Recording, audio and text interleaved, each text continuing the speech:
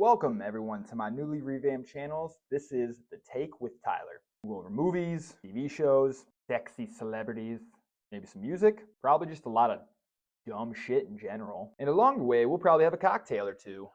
Now, if you can see with your eye holes, there is a golf ball in my cocktail here. That is because I made a Happy's Gold Jacket. If you want to see how I made this cocktail, go ahead and check out the video in my shorts. Otherwise, we're going to go ahead and just enjoy this bad boy.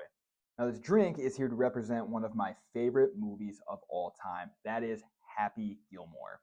Now, almost 3 decades ago, Happy Gilmore was made, and it was directed by Dennis Dugan. Dennis Dugan did movies such as Problem Child, National Security, Beverly Hills Ninja with Chris Farley. Amazing, amazing, amazing comedy movie. But in my opinion, Happy Gilmore trumps them all. It's to me, it's not even close. This is one of the greatest comedy movies that has ever walked the planet. Now, if you haven't seen the movie, it is prime Adam Sandler doing the most absurd, goofy shit of all time, and he does it on a golf course. Now, when they made this movie, golf in itself was still pretty goddamn boring. Every now and then someone hit it in the pond, and you just drop another ball in the grass and you hit it. I know I sound like I'm hating on golf, but in all reality, I fucking love golf.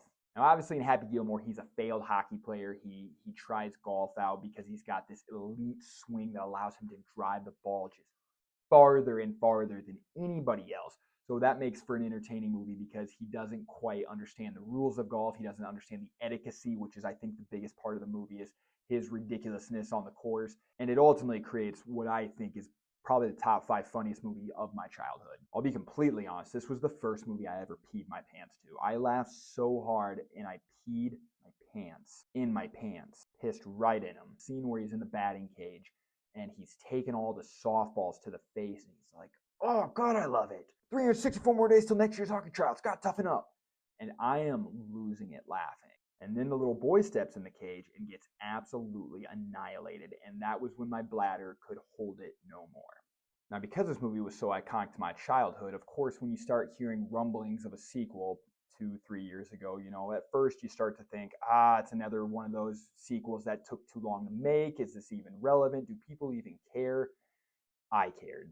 Now, what's crazy is that golf itself has really evolved in real life, where it's just so much more of a younger man's game now, and it's a sport that has attracted a much younger crowd, and it's really exciting now. They're playing in different countries. They're able to have celebrities play each other in just these one-on-one matches where they're betting thousands of dollars against each other, and it makes it for really exciting TV to watch. With all the social media, it's become just a fun and popular sport. And that to me alone is why I think this sequel is going to do extremely well, on top of the fact that Adam Sandler has a hard time missing in these comedy movies. He has missed, don't get me wrong, but he has a hard time missing. Now, of course, you've got a lot of the original cast returning. Billy Bowen is going, his love interest in the first one is returning.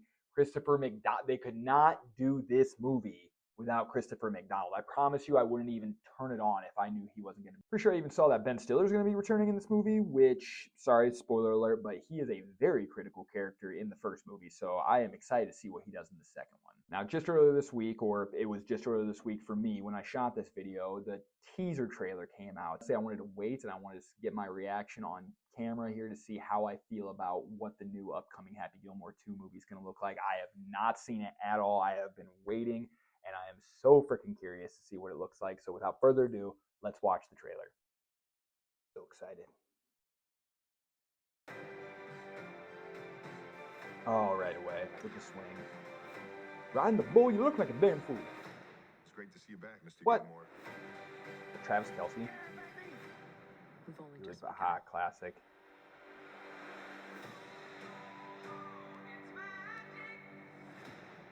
Gilmore. Yes. There you have it.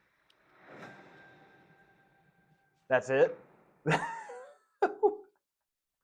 was it? All right, we got to break that down. I'm not going to lie. It was a little it's a little underwhelming for me, but I think I got enough at it that I'm excited to see what's coming. So first and foremost, you see him, with his big obnoxious swing, the swing that we've all grown up. We still, even today, if you're at Top Golf or you're golfing, people call it the Happy Gilmore swing. You know what it is. It's the step, pa! He's riding the club around like a bull in the green, so it's clear to see that he's still being a goofy self, and he's still dressed like a dipshit, which was one of the funnier parts of the movie, is that golf is such an etiquette-filled sport where you got to wear really nice slacks and a nice polo, and you just got to be, dressed dressed to the nines of sport, and he dressed in a jersey, which who would dress in a jersey? But the part that got me was that Travis Kelce is in this right away. Like I saw him like within the first 10 seconds of this trailer. And so to make him just a clickbaity, like, oh, look, Travis Kelce is like, I can't imagine he's a big part of this movie. Now, I know he's experimented with some acting jobs. I know he's in Grotesque on Hulu. So he's kind of getting into the acting world. His NFL career is kind of coming down, to its golden years. So I'm sure he's looking for new avenues of entertainment as he, probably is considering retirement here the next few years. Now, from there, you see Julie Bowen and him. So they look like they're married and they're living a very lovely and happy life. She says, we've only just begun, which is a classic, it's a classic song from the first one when Carl Weathers is singing at the piano with his white tux after he sadly died. R.I.P. Chubbs. Part of me was hoping that they'd sneak in Carl Weathers somewhere in this movie, like maybe as in a dream or something like that, because obviously, spoiler alert, he didn't make it in the first one. Now, at the end, of course, they show Christopher McDonald, which you had to show him in this trailer. If you didn't show him at all in this trailer, you missed a big opportunity. But Shooter McGavin, he is one of the greatest villains, bullies, antagonists of all times, in my opinion, and I would think other people would agree. The problem with it is they can't do the same concept as the first movie with Shooter McGavin. So I have a feeling that him and Shooter and Happy are going to somehow form some kind of a bond. They're going to form some kind of a friendship while Happy takes on this new antagonist. And, Shooter's almost going to be his... I bet he takes on Chubbs' role, who is the character that Carl Weathers played. He's going to take on Chubbs' role as his caddy or his mentor or what have you. I'm calling it right now. I guarantee that's how it's going to play out because Happy's going to end up taking on some new big bad. And that was it. So from there, we didn't get much of it, but it's enough to get me excited for this movie. It looks like it's coming out here this next year fairly soon. So I am all systems go. Let's see a Happy Gilmore 2. Netflix and Adam Sandler, is it the most, cinematic experience of all time? No. Is it entertaining and am I going to watch it? You bet your ass I'm going to do that. If you guys like the video, go ahead and hit that subscribe button. Maybe throw me a couple likes. Either way, I hope you guys enjoyed the review and are as excited as I am and for more movies to come. Tune in next time. This has been The Take with Tyler. Cheers.